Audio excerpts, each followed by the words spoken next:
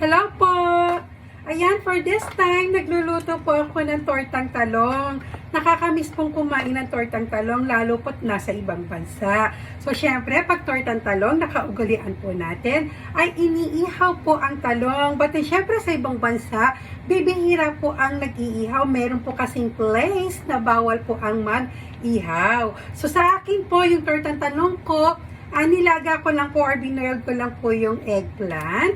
And then, sinausaw ko po sa itlog po. Ayan. And syempre, after isausaw po sa itlog, sinausaw ko po sa breadcrumbs po. Ayan. So, sa Japanese po is panko kung tawagin po.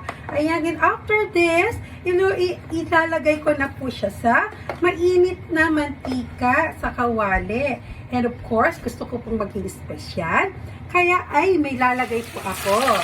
Ang aking pong ilalagay sa aking tortang talong ay, ayan po, giniling. Ayan.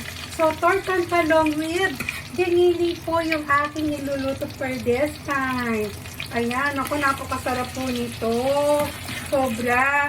Ayan po basta po, pwede naman po pala natin ilaga lang ang talong. Kahit hindi po iihawin, makakapag-tortang talong po tayo. Ayan. So, madali lang po siyang gawin. Lalo po sa ibang bansa, yung mga namimiss pong kumain ng tortang talong. Ito na po yung ating pinakamadaling gawin. Ilaga lang po natin ang talong. And then, balatan po. Ayan. And, syempre, isaw-saw natin sa itlog. Timplahan po yung itlog ng paminta.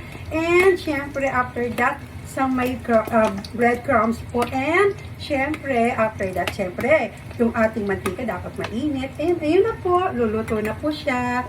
Thank you po. Ayan, magluluto po tayo ng masasarap na pagkain. Panglabang po natin sa pagod.